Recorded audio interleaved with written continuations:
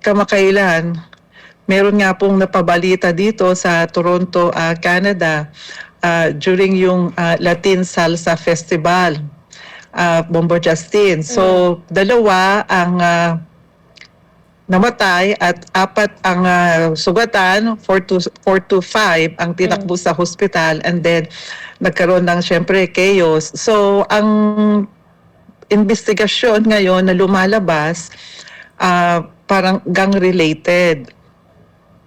Although, kasi yung unang nagpaputok, yun ang kuan nila, yung unang nagpaputok ay, ang kuan yata doon ay is magkakilala silang dalawa. So anyway, sa panahon na ito, sa mga oras na ito, nahuli na rin yung isang gunshot man. So nasa custody na ng ating Toronto Police Station. Manang, wala bang mga Pilipino ang nadamay sa insidente na yan? Kasi knowing, ang Canada, isa po yan sa isa pong bansa na marami pong mga Pilipino ang nagtatrabaho, Manang. Yeah, wala pa naman na Bombo Justin kasi ito yung mga Espanyol, yung mga Latin, ano. Kasi dito sa i-share ko lang, kapag ganitong summer dito sa Canada, maraming mga festival. Kamakailan lang ay nagtapos din ang Filipino Festival dito sa ating lugar, at ganun na rin yung mga ibang lahi. No? So, maraming yun, yung mga street dancing, yung may mga orchestra, mga live music sa kung saan. So, just being merry, kasi dito nga, maganda yung panahon sa Canada, at nakikita mo, pag ganitong mga oras ay medyo maliwanag pa, maganda yung panahon, yung sinag ng araw, at saka, syempre, fresh air. So, normally, itong mga ito, tuwing summer, yan ang nauuso dito sa Canada, Bombo Justin. Yung mga festival na yan. Yes, Manang, matandaan din natin nung nakalipas din po na may pagtitipon din po dyan sa Canada, kung saan may mga pagtitipon ng mga Pilipino, tama po ba? At may nangyari. Totoo yan, Bombo Justin.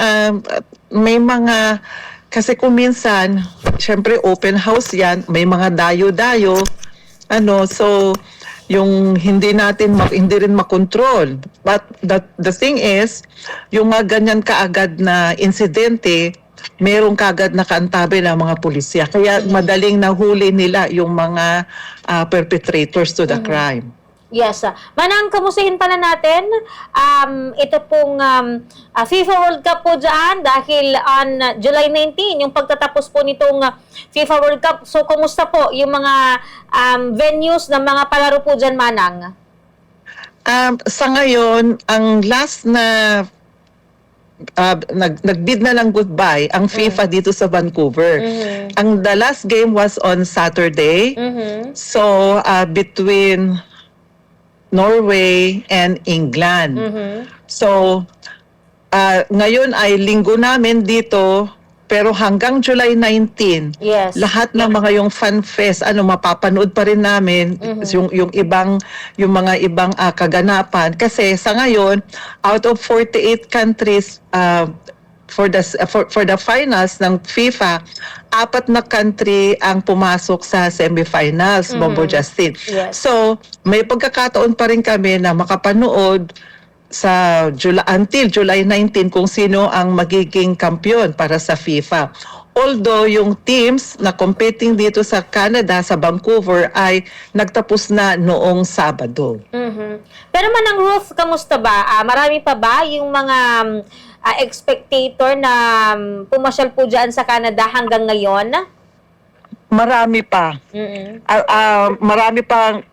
Ngayon is Saturday, and then today, Sunday, kahapon was Saturday, so that was the last game ng England at saka ng Norway. So, today, Sunday, medyo may pagkakataon din akong namasyal doon. Marami pa rin mga tao ang namamasyal. Marami pa rin ang mga umiikot sa mga venue.